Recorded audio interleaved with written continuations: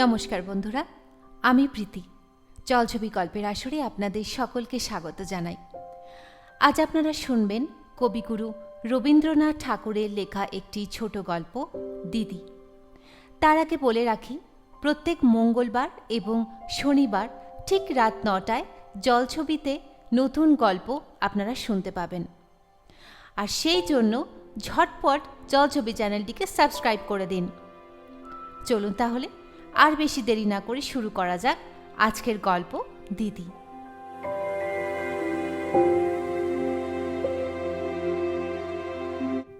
পল্লীবাসিনী কোনো এক হতভাগিনীর অন্যায়কারী অত্যাচারী স্বামীর দুষ্কৃতি সকল সবিস্তারে বর্ণনপূর্বক প্রতিবেশিনী তারা অত্যন্ত সংক্ষেপে নিজের রায় প্রকাশ করিয়া কহিল, এমন স্বামী মুখে আগুন। শুনিয়া জয়গোপাল বাবুর স্ত্রী শশী অত্যন্ত পীড়া অনুভব করিল। স্বামী জাতির মুখে চুরুটের আগুন ছাড়া অন্য কোনো প্রকার আগুন কোনো অবস্থাতেই কামনা করা স্ত্রী জাতিকে শোভা পায় না। অতএব এই সম্বন্ধে তিনি কিঞ্চিত সংকোচ প্রকাশ করাতে কঠিন হৃদয় দ্বারা দ্বিগুণ উৎসাহের সহিত কহিল, এমন স্বামী থাকার চেয়ে 7 জন্ম বিধবা হওয়া ভালো। এই বলিয়া সে সভা ভঙ্গ করিয়া চলিয়া গেল। শশী মনে মনে কহিল, স্বামীর এমন কোনো অপরাধ কল্পনা করতে পারি না যাহাতে তাহার প্রতি মনের ভাব এত কঠিন হইয়া উঠিতে পারে। এই কথা মনের মধ্যে আলোচনা করিতে করিতেই তাহার কোমল হৃদয়ের সমস্ত প্রীতিরস তাহার প্রবাসী স্বামীর অভিমুখে উচ্ছ্বসিত হইয়া উঠিল।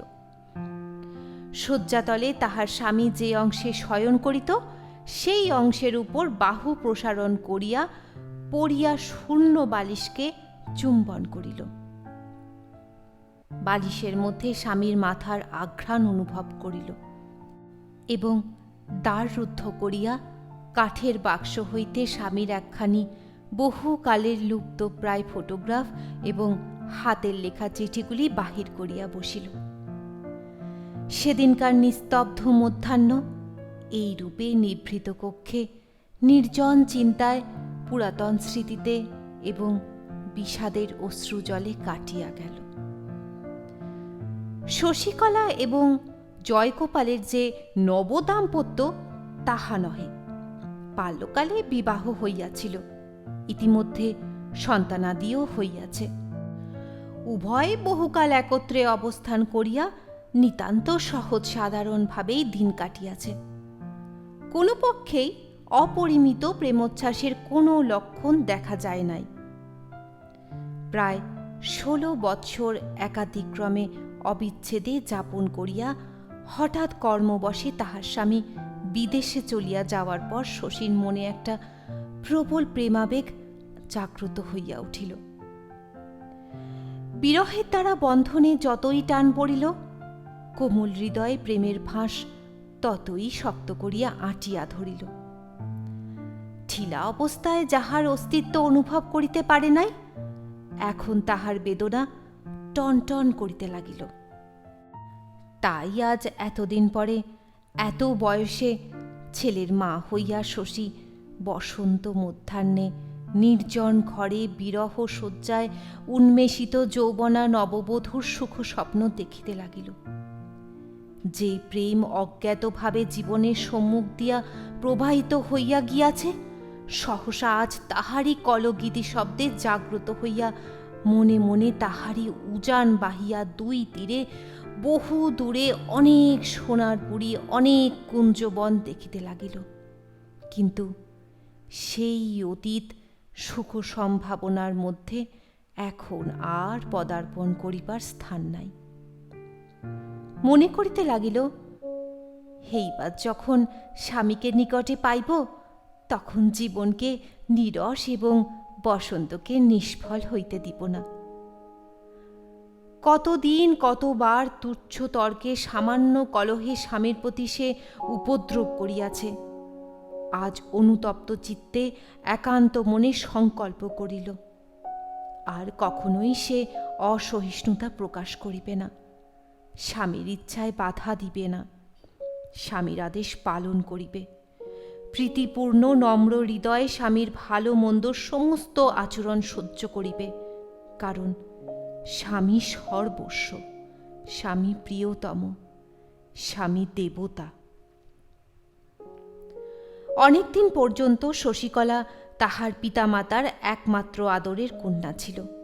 সেই জন্য জয়গোপাল যদিও সামান্য চাকরি করিত, তবু ভবিষ্যতের জন্য তাহার কিছুমাত্র ভাবনা ছিল না। পল্লীগ্রামে রাজভোগে থাকিবার পক্ষে তাহার শ্বশুরের যথেষ্ট সম্পত্তি ছিল। এমন সময় নিতান্ত অকালে প্রায় বৃদ্ধ বয়সে শশীকলার পিতা কালীপ্রসন্নের একটি পুত্র সন্তান জন্মিল। সত্য কথা বলিতে কি, পিতামাতার এইরূপ অনপেক্ষিত অসঙ্গত অন্যায় আচরণে শশী মনে মনে অত্যন্ত ক্ষুণ্ণ হইয়াছিল। জয়গোপালও সবিশেষ প্রীতিলাভ করে নাই। অধিক বয়সের ছেলেটির প্রতি পিতামাতার স্নেহ অত্যন্ত ঘনীভূত হইয়া উঠিল। এই নবাগত ক্ষুদ্রকায় স্তন্যপিপাসু নিদ্রাতুর শ্যালকটি অজ্ঞাতসারে দুই দুর্বল হস্তের অতি ক্ষুদ্র বদ্ধ মুষ্টির মধ্যে জয়গোপালের সমস্ত আশা ভরসা যখন অপহরণ করিয়া বসিল, তখন সে আসামের চা বাগানে একটি চাকরি লইল। নিকটবর্তী স্থানে চাকরির সন্ধান করিতে সকলেই তাহাকে পীড়াপিড়ি করিয়াছিল, কিন্তু সর্বসাধারণের উপর রাগ করিয়াই হোক অথবা চা বাগানে দ্রুত বাড়িয়া উঠিবার কোনো উপায় জানিয়াই হোক, জয়গোপাল কাহারও কথায় কর্ণপাত করিল না। শশীকে সন্তান সহ তাহার বাপের বাড়ি রাখিয়া সে আসামে চলিয়া গেল। বিবাহিত জীবনে স্বামী স্ত্রীর এই প্রথম বিচ্ছেদ। এই ঘটনায় শিশু ভ্রাতাটির প্রতি শশীকলার ভারী রাগ হইল। যে মনের আক্ষেপ মুখ ফুটিয়া বলিবার জো নাই, তাহারই আক্রোশটা সবচেয়ে বেশি হয়। ক্ষুদ্র ব্যক্তিটি আরামে স্তন্যপান করিয়া চক্ষু মুদিয়া নিদ্রা দিতে লাগিল, এবং তাহার বড় ভগিনীটি দুধ গরম, ভাত ঠান্ডা, ছেলের স্কুলে যাওয়ার দেরি প্রভৃতি নানা উপলক্ষে নিশিদিন মান অভিমান করিয়া অস্থির হইল এবং অস্থির করিয়া তুলিল। অল্পদিনের মধ্যেই ছেলেটির মার মৃত্যু হইল। মরিবার পূর্বে জননী তাহার কন্যার হাতে শিশুপুত্রটিকে সমর্পণ করিয়া দিয়া গেলেন। তখন অনতিবিলম্বেই সেই মাতৃহীন ছেলেটি অনায়াসেই তাহার দিদির হৃদয় অধিকার করিয়া লইল। হুহুঙ্কার শব্দপূর্বক সে যখন তাহার উপর ঝাঁপাইয়া পড়িয়া পরম আগ্রহের সহিত দন্তহীন ক্ষুদ্র মুখের মধ্যে তাহার চক্ষু নাসিকা সমস্তটা গ্রাস করিবার চেষ্টা করিত, ক্ষুদ্র মুষ্টি মধ্যে তাহার কেশগুচ্ছ লইয়া কিছুতেই দখল ছাড়িতে চাহিত না, সূর্যোদয় হইবার পূর্বেই জাগিয়া উঠিয়া গড়াইয়া তাহার গায়ের কাছে আসিয়া কোমল স্পর্শে তাহাকে পুলকিত করিয়া মহা কলরব আরম্ভ করিয়া দিত। যখন ক্রমে সে তাহাকে জিজি এবং জিজিমা বলিয়া ডাকিতে লাগিল এবং কাজকর্ম ও অবসরের সময় নিষিদ্ধ কার্য করিয়া নিষিদ্ধ খাদ্য খাইয়া নিষিদ্ধ স্থানে গমনপূর্বক তাহার প্রতিবিধি মতো উপদ্রব আরম্ভ করিয়া দিল, তখন শশী আর থাকিতে পারিল না। এই স্বেচ্ছাচারী ক্ষুদ্র অত্যাচারীর নিকটে সম্পূর্ণরূপে আত্মসমর্পণ করিয়া দিল। ছেলেটির মা ছিল না বলিয়া তাহার প্রতি তাহার আধিপত্য ঢের বেশি হইল। ছেলেটির নাম হইল নীলমণি। তাহার বয়স যখন 2 বৎসর, তখন তাহার পিতার কঠিন পীড়া হইল। অতি শীঘ্র চলিয়া আসিবার জন্য জয়গোপালের নিকট পত্র গেল। জয়গোপাল যখন বহু চেষ্টায় ছুটি লইয়া আসিয়া পৌঁছিল, তখন কালীপ্রসন্নের মৃত্যুকাল উপস্থিত। মৃত্যুর পূর্বে কালীপ্রসন্ন নাবালক ছেলেটির তত্ত্বাবধানের ভার জয়গোপালের প্রতি অর্পণ করিয়া তাহার বিষয়ের সিকি অংশ কন্যার নামে লিখিয়া দিলেন। সুতরাং বিষয় রক্ষার জন্য জয়গোপালকে কাজ ছাড়িয়া দিয়া চলিয়া আসিতে হইল। অনেক দিনের পরে স্বামী স্ত্রীর পুনর্মিলন হইল। একটা জড় পদার্থ ভাঙিয়া গেলে আবার ঠিক তাহার খাঁজে খাঁজে মিলাইয়া দেওয়া যায়, কিন্তু দুটি মানুষকে যেখানে বিচ্ছিন্ন করা হয় দীর্ঘ বিচ্ছেদের পর, আর ঠিক সেখানে রেখায় রেখায় মেলে না। কারণ মন জিনিসটা সজীব পদার্থ, নিমেষে নিমেষে তাহার পরিণতি এবং পরিবর্তন। শশীর পক্ষে এই নূতন মিলনে নূতন ভাবের সঞ্চার হইল। সে যেন তাহার স্বামীকে ফিরিয়া বিবাহ করিল। পুরাতন দাম্পত্যের মধ্যে চিরাভ্যাসবশত যে এক অসারতা জন্মিয়া গিয়াছিল, বিরহের আকর্ষণে তাহা অপসৃত হইয়া সে তাহার স্বামীকে যেন পূর্বাপেক্ষা সম্পূর্ণতরভাবে প্রাপ্ত হইল। মনে মনে প্রতিজ্ঞা করিল, যেমন দিনই আসুক, যত দিনই যাক, স্বামীর প্রতি এই দীপ্ত প্রেমের উজ্জ্বলতাকে কখনোই ম্লান হইতে দিব না। নূতন মিলনে জয়গোপালের মনের অবস্থাটা অন্যরূপ।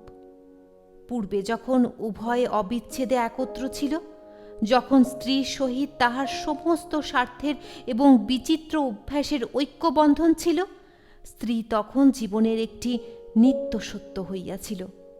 তাহাকে বাদ দিতে গেলে দৈনিক অভ্যাস জালের মধ্যে সহসা অনেকখানি ফাঁক পড়িত।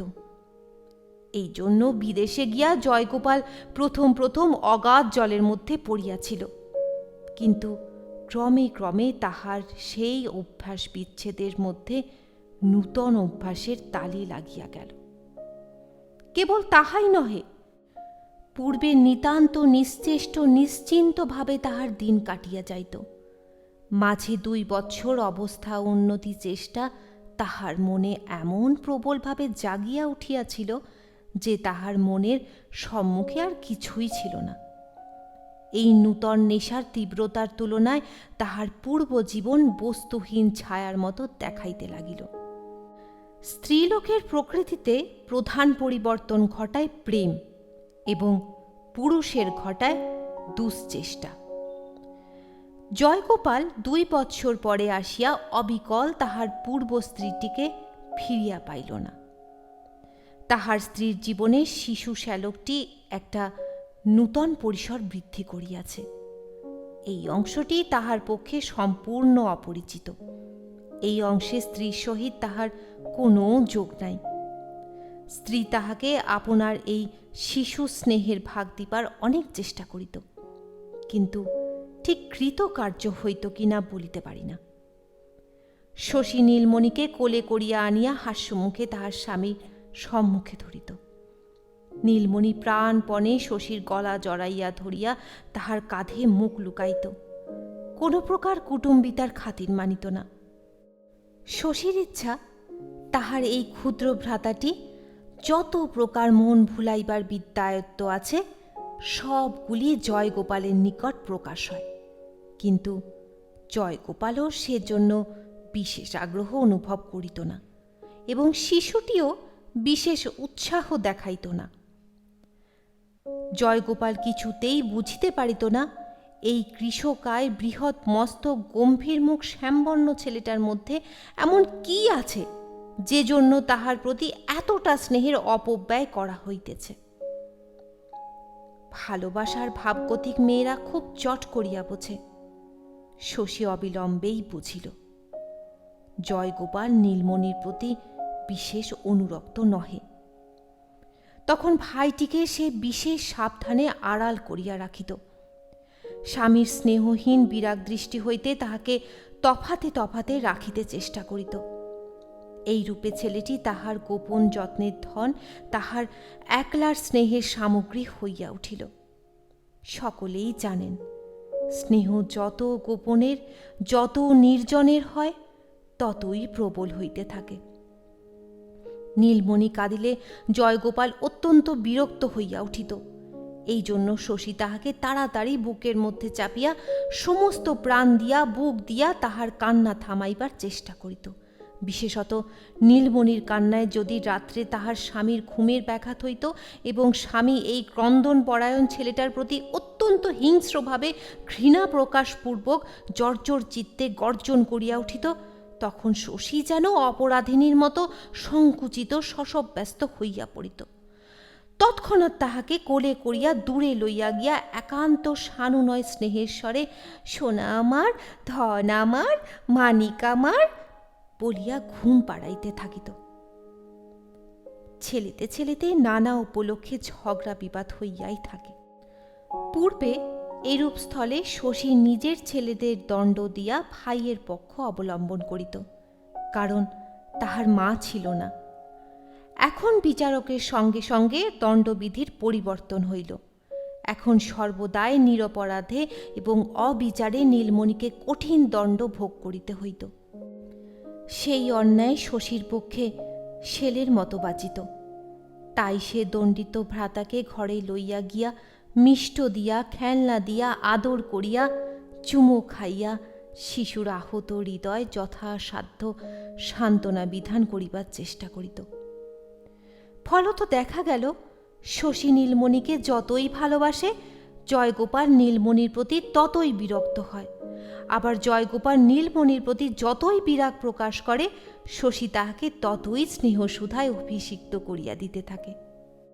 জয়গোপাল লোকটা কখনো তাহার স্ত্রীর প্রতি কোনো রূপ কঠোর ব্যবহার করে না এবং শশী নীরবে নম্রভাবে প্রীতির সহিত তাহার স্বামীর সেবা করিয়া থাকে। কেবল এই নীলমণিকে লইয়া ভিতরে ভিতরে উভয় উভয়কে অহরহ আঘাত দিতে লাগিল। এইরূপ নীরব দ্বন্দ্বে গোপন আঘাত প্রতিঘাত প্রকাশ্য বিবাদের অপেক্ষা ঢের বেশি দুঃসহ। নীলমণির সমস্ত শরীরের মধ্যে মাথাটাই সর্বপ্রধান ছিল। দেখিলে মনে হইত বিধাতা যেন একটা সরু কাঠির মধ্যে ফু দিয়া তাহার ডগার উপরে একটা বড় বুদবুদ ফুটাইয়া তুলিয়াছেন। ডাক্তাররাও মাঝে মাঝে আশঙ্কা প্রকাশ করিত, ছেলেটি এইরূপ বুদবুদের মতোই ক্ষণভঙ্গুর ক্ষণস্থায়ী হইবে। অনেক দিন পর্যন্ত সে কথা কহিতে এবং চলিতে শেখে নাই। তাহার বিষণ্ণ গম্ভীর মুখ দেখিয়া বোধ হইত তাহার পিতামাতা তাহাদের অধিক বয়সের সমস্ত চিন্তাভার এই ক্ষুদ্র শিশুর মাথার উপরে চাপাইয়া দিয়া গেছেন। দিদির যত্নে ও সেবায় নীলমণি তাহার বিপদের কাল উত্তীর্ণ হইয়া 6 বৎসরে পা দিল। কার্তিক মাসে ভাইফোঁটার দিনে নূতন জামা চাদর এবং একখানি লাল পেরে ধুতি পরাইয়া বাবু সাজাইয়া নীলমণিকে শশী ভাইফোঁটা দিতেছেন। এমন সময় পূর্বোক্ত স্পষ্টভাষিণী প্রতিবেশিনী তারা আসিয়া কথায় কথায় শশীর সহিত ঝগড়া বাঁধাইয়া দিল। সে কহিল, গোপনে ভাইয়ের সর্বনাশ করিয়া ঘটা করিয়া ভাইয়ের কপালে ফোঁটা দিবার কোনো ফল নাই। শুনিয়া শশী বিস্ময়, ক্রোধে, বেদনায় বজ্রাহত হইল। অবশেষে শুনিতে পাইল, তাহারা স্বামী স্ত্রীতে পরামর্শ করিয়া নাবালক নীলমণির সম্পত্তি খাজনার দায়ে নিলাম করাইয়া তাহার স্বামীর পিস্তুত ভাইয়ের নামে বেনামি করিয়া কিনিতেছে। শুনিয়া শশী অভিশাপ দিল, যাহারা এত বড় মিথ্যা কথা রটনা করিতে পারে তাহাদের মুখে কুষ্ঠ হোক। এই বলিয়া সরদনে স্বামীর নিকট উপস্থিত হইয়া জনশ্রুতির কথা তাহাকে জানাইল। জয়গোপাল কহিল, আজকালকার দিনে কাহাকেও বিশ্বাস করিবার জো নাই। উপেন আমার আপন পিস্তুত ভাই, তাহার উপরে বিষয়ের ভার দিয়া আমি সম্পূর্ণ নিশ্চিন্ত ছিলাম। সে কখন গোপনে খাজনা ফাঁকি ফেলিয়া মহল হাসিলপুর নিজে কিনিয়া লইয়াছে আমি জানিতেও পারি নাই। শশী আশ্চর্য হইয়া জিজ্ঞাসা করিল, নালিশ করিবে না? জয়গোপাল কহিল, ভাইয়ের নামে নালিশ করি কি করিয়া, এবং নালিশ করিয়াও তো কোনো ফল নাই, কেবল অর্থ নষ্ট। স্বামীর কথা বিশ্বাস করা শশীর পরম কর্তব্য, কিন্তু কিছুতেই বিশ্বাস করিতে পারিল না। তখন এই সুখের সংসার, এই প্রেমের গার্হস্থ্য সহসা তাহার নিকট অত্যন্ত বিকট বিভৎস আকার ধারণ করিয়া দেখা দিল। যে সংসারকে আপনার পরম আশ্রয় বলিয়া মনে হইত, হঠাৎ দেখিল সে একটা নিষ্ঠুর ফাঁদ। তাহাদের 2 ভাই বোনকে চারিদিক হইতে ঘিরিয়া ধরিয়াছে। সে একা স্ত্রীলোক, অসহায় নীলমণিকে কেমন করিয়া রক্ষা করিবে ভাবিয়া কুল কিনারা পাইল না। যতই চিন্তা করিতে লাগিল, ততই ভয় এবং ঘৃণায় বিপন্ন বালক ভ্রাতাটির প্রতি অপরিসীম স্নেহে তাহার হৃদয় পরিপূর্ণ হইয়া উঠিল। তাহার মনে হইতে লাগিল, সে যদি উপায় জানিত, তবে লাট সাহেবের নিকট নিবেদন দিয়া, এমনকি মহারানীর নিকট পত্র লিখিয়া তাহার ভাইয়ের সম্পত্তি রক্ষা করিতে পারিত। মহারানী কখনোই নীলমণির বার্ষিক ৭৫৮ টাকা মুনাফার হাসিলপুর মহল বিক্রয় হইতে দিতেন না। এইরূপে শশী যখন একবারে মহারানীর নিকট দরবার করিয়া তাহার পিস্তুত দেবরকে সম্পূর্ণ জব্দ করিয়া দিবার উপায় চিন্তা করিতেছে, তখন হঠাৎ নীলমণির জ্বর আসিয়া আক্ষেপ সহকারে মূর্ছা হইতে লাগিল। জয়গোপাল এক গ্রাম্য নেটিভ ডাক্তারকে ডাকিল। শশী ভালো ডাক্তারের জন্য অনুরোধ করাতে জয়গোপাল কহিল, কেন, মতিলাল মন্দ ডাক্তার নাকি? শশী তখন তাহার পায়ে পড়িল, মাথার দিব্য দিল। জয়গোপাল বলিল, আচ্ছা আচ্ছা, শহর হইতে ডাক্তার ডাকিতে পাঠাইতেছি। শশী নীলমণিকে কোলে করিয়া বুকে করিয়া পড়িয়া রহিল। নীলমণিও তাহাকে এক দণ্ড চোখের আড়াল হইতে দেয় না, পাছে ফাঁকি দিয়া পালায়, এই ভয় তাহাকে জড়াইয়া থাকে। এমনকি ঘুমাইয়া পড়িলেও আঁচলটি ছাড়ে না। সমস্ত দিন এমনইভাবে কাটিলেই সন্ধ্যার পর জয়গোপাল আসিয়া বলিল, শহরে ডাক্তারবাবুকে পাওয়া গেল না, তিনি দূরে কোথায় রোগী দেখিতে গিয়াছেন। ইহাও বলিল, মোকদ্দমা উপলক্ষে আমাকে আজই অন্যত্র যাইতে হইতেছে। আমি মতিলালকে বলিয়া গেলাম, সে নিয়মিত আসিয়া রোগী দেখিয়া যাইবে। রাত্রে নীলমণি ঘুমের ঘোরে প্রলাপ বকিল। প্রাতঃকালেই শশী কিছুমাত্র বিচার না করিয়া রোগী ভ্রাতাকে লইয়া নৌকা চড়িয়া একেবারে শহরে গিয়া ডাক্তারের বাড়ি উপস্থিত হইল।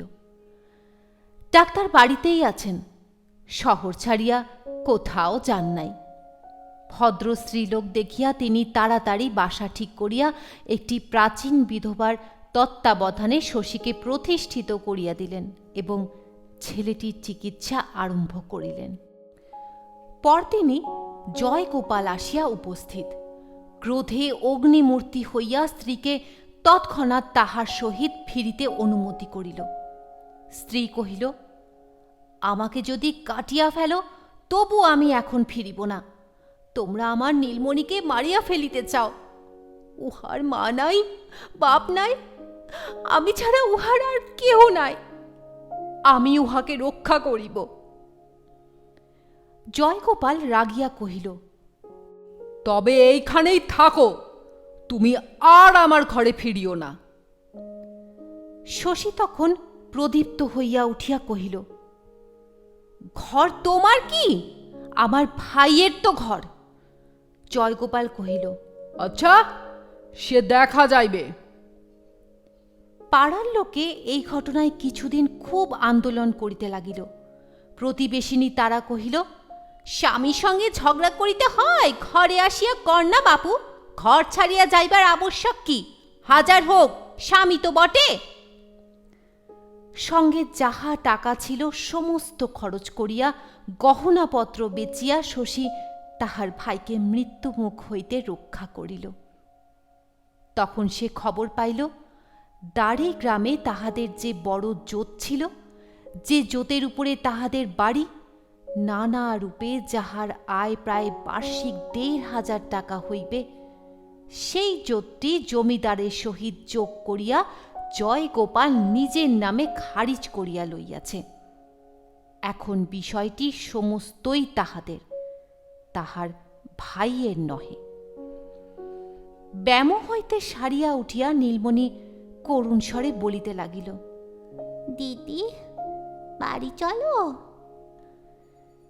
সেখানে তাহার সঙ্গী ভাগিনেয়দের জন্য তাহার মন কেমন করিতেছে, তাই বারংবার বলিল, দিদি, আমাদের সেই ঘরে চলো না দিদি। শুনিয়া দিদি কেবলই কাঁদিতে লাগিল।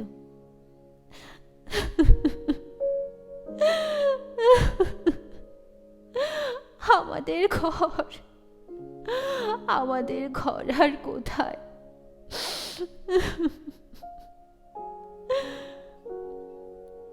কিন্তু কেবল কাঁদিয়া কোনো ফল নাই। তখন পৃথিবীতে দিদি ছাড়া তাহার ভাইয়ের আর কেহ ছিল না। ইহা ভাবিয়া চোখের জল মুছিয়া শশী ডেপুটি ম্যাজিস্ট্রেট তারিণী বাবুর অন্তঃপুরে গিয়া তাহার স্ত্রীকে ধরিল। ডেপুটি বাবু জয়গোপালকে চিনিতেন। ভদ্রলোকের স্ত্রী ঘরের বাহির হইয়া বিষয় সম্পত্তি লইয়া স্বামীর সহিত বিবাদে প্রবৃত্ত হইতে চাহে, ইহাতে শশীর প্রতি তিনি বিশেষ বিরক্ত হইলেন। তাহাকে ভুলাইয়া রাখিয়া তৎক্ষণাৎ জয়গোপালকে পত্র লিখিলেন। জয়গোপাল শ্যালক সহ তাহার স্ত্রীকে বলপূর্বক নৌকায় তুলিয়া বাড়ি লইয়া গিয়া উপস্থিত করিল। স্বামী স্ত্রীতে দ্বিতীয় বিচ্ছেদের পর পুনশ্চ এই দ্বিতীয়বার মিলন হইল। প্রজাপতির নির্বন্ধ। অনেক দিন পরে ঘরে ফিরিয়া পুরাতন সহচর দিগকে পাইয়া নীলমণি বড় আনন্দে খেলিয়া বেড়াইতে লাগিল। তাহার সেই নিশ্চিন্ত আনন্দ দেখিয়া অন্তরে অন্তরে শশীর হৃদয় বিদীর্ণ হইল। শীতকালে ম্যাজিস্ট্রেট সাহেব মফস্বল পর্যবেক্ষণে বাহির হইয়া শিকার সন্ধানে গ্রামের মধ্যে তাঁবু ফেলিয়াছেন। গ্রামের পথে সাহেবের সঙ্গে নীলমণির সাক্ষাৎ হয়। অন্য বালকেরা তাহাকে দেখিয়া চাণক্য শ্লোকের কিঞ্চিত পরিবর্তনপূর্বক নখী, দন্তি, শৃঙ্গী প্রভৃতির সহিত সাহেবকেও যোগ করিয়া যথেষ্ট দূরে সরিয়া গেল। কিন্তু সুগম্ভীর প্রকৃতির নীলমণি অটল কৌতূহলের সহিত প্রশান্তভাবে সাহেবকে নিরীক্ষণ করিয়া দেখিতে লাগিল। সাহেব সকৌতুকে কাছে আসিয়া তাহাকে জিজ্ঞাসা করিলেন, তুমি পাঠশালায় পড়ো? বালক নীরবে মাথা নাড়িয়া জানাইল, হ্যাঁ। সাহেব জিজ্ঞাসা করিলেন, তুমি কোন পুস্তক পড়িয়া থাকো?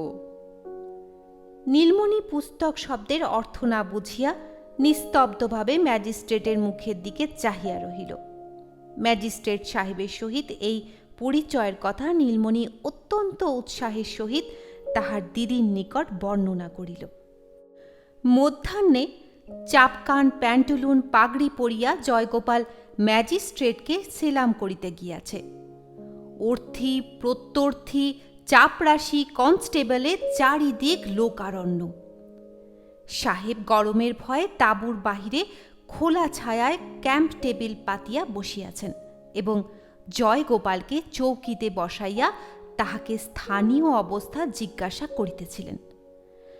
জয়গোপাল তাহার গ্রামবাসী সর্বসাধারণের সম্মুখে এই গৌরবের আসন অধিকার করিয়া মনে মনে স্ফীত হইতেছিল এবং মনে করিতেছিল, এই সময় চক্রবর্তীরা এবং নন্দীরা কেহ আসিয়া দেখিয়া যায় তো বেশ হয়। এমন সময় নীলমণিকে সঙ্গে করিয়া অবগুণ্ঠনাবৃত একটি স্ত্রীলোক একেবারে ম্যাজিস্ট্রেটের সম্মুখে আসিয়া দাঁড়াইল। কহিল, সাহেব, তোমার হাতে আমার এই অনাথ ভাইটিকে সমর্পণ করিলাম, তুমি ইহাকে রক্ষা করো। সাহেব তাহার সেই পূর্ব পরিচিত বৃহৎ মস্তক গম্ভীর প্রকৃতি বালকটিকে দেখিয়া এবং স্ত্রীলোকটিকে ভদ্র স্ত্রীলোক বলিয়া অনুমান করিয়া তৎক্ষণাৎ উঠিয়া দাঁড়াইলেন। কহিলেন, আপনি তাঁবুতে প্রবেশ করুন। স্ত্রীলোকটি কহিল, আমার যাহা বলিবার আছে আমি এইখানেই বলিব। জয়গোপাল বিবর্ণ মুখে ছটফট করিতে লাগিল। কৌতূহলী গ্রামের লোকেরা পরম কৌতুক অনুভব করিয়া চারিদিকে ঘেঁষিয়া আসিবার উপক্রম করিল। সাহেব বেত উচাইবা মাত্র সকলে দৌড় দিল। তখন শশী তাহার ভ্রাতার হাত ধরিয়া সেই পিতৃমাতৃহীন বালকের সমস্ত ইতিহাস আদ্যোপান্ত বলিয়া গেল। জয়গোপাল মধ্যে মধ্যে বাধা দিবার উপক্রম করাতে ম্যাজিস্ট্রেট রক্তবর্ণ মুখে গর্জন করিয়া বলিয়া উঠিলেন, চুপ রও! এবং বেত্রাগ্র দ্বারা তাহাকে চৌকি ছাড়িয়া সম্মুখে দাঁড়াইতে নির্দেশ করিয়া দিলেন। জয়গোপাল মনে মনে শশীর প্রতি গর্জন করিতে করিতে চুপ করিয়া দাঁড়াইয়া রহিল। নীলমণি দিদির অত্যন্ত কাছে ঘেঁষিয়া অবাক হইয়া দাঁড়াইয়া শুনিতে লাগিল। শশীর কথা শেষ হইলে ম্যাজিস্ট্রেট জয়গোপালকে গুটিকতক প্রশ্ন করিলেন এবং তাহার উত্তর শুনিয়া অনেকক্ষণ চুপ করিয়া থাকিয়া শশীকে সম্বোধনপূর্বক কহিলেন, বাছা, এই মকদ্দমা যদিও আমার কাছে উঠিতে পারে না, তথাপি তুমি নিশ্চিন্ত থাকো। এই সম্বন্ধে যাহা কর্তব্য আমি করিব। তুমি তোমার ভাইটিকে লইয়া নির্ভয়ে বাড়ি ফিরিয়া যাইতে পারো। শশী কহিল, সাহেব, যতদিন নিজের বাড়ি ও না ফিরিয়া পায় ততদিন আমার ভাইকে বাড়ি লইয়া যাইতে সাহস করি না। এখন নীলমণিকে তুমি নিজের কাছে না রাখিলে ইহাকে কেহ রক্ষা করিতে পারিবে না। সাহেব কহিলেন, তুমি কোথায় যাইবে? শশী কহিল, আমি আমার স্বামীর ঘরে ফিরিয়া যাইব, আমার কোনো ভাবনা নাই। সাহেব ঈষৎ হাসিয়া অগত্যা এই গলায় মাদুলি পরা কৃষকায় শ্যামবর্ণ গম্ভীর প্রশান্ত মৃদু স্বভাব বাঙালির ছেলেটিকে সঙ্গে লইতে রাজি হইলেন। তখন শশী বিদায় লইবার সময় বালক তাহার আঁচল চাপিয়া ধরিল। সাহেব কহিলেন, বাবা, তোমার কোনো ভয় নেই, এসো। ঘুমটার মধ্যে হইতে অবিরল অশ্রুমোচন করিতে করিতে শশী কহিল, লক্ষ্মী ভাই, যা ভাই, আবার তোর দিদির সঙ্গে দেখা হবে।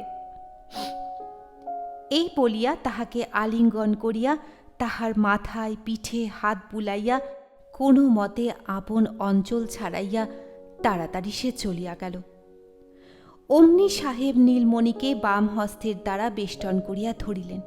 সে দিদি গো দিদি করিয়া উচ্চৈস্বরে ক্রন্দন করিতে লাগিল। শশী একবার ফিরিয়া চাহিয়া দূর হইতে প্রসারিত দক্ষিণ হস্তে তাহার প্রতি নীরবে সান্ত্বনা প্রেরণ করিয়া বিদীর্ণ হৃদয়ে চলিয়া গেল। আবার সেই বহুকালের চিরপরিচিত পুরাতন ঘরে স্বামী স্ত্রীর মিলন হইল, প্রজাপতির নির্বন্ধ। কিন্তু এই মিলন অধিক দিন স্থায়ী হইল না, কারণ ইহার অনতিকাল পরেই একদিন প্রাতঃকালে গ্রামবাসীগণ সংবাদ পাইল যে রাত্রে শশী ওলা উঠা রোগে আক্রান্ত হইয়া মরিয়াছে এবং রাত্রেই তাহার দাহক্রিয়া সম্পন্ন হইয়া গেছে। কেহ এ সম্বন্ধে কোনো কথা বলিল না, কেবল সেই প্রতিবেশিনী তারা মাঝে মাঝে গর্জন করিয়া উঠিতে চাহিত। সকলে চুপ চুপ করিয়া তাহার মুখ বন্ধ করিয়া দিত। বিদায়কালে শশী ভাইকে কথা দিয়া গিয়াছিল, আবার দেখা হইবে। সে কথা কোনখানে রক্ষা হইয়াছে জানি না।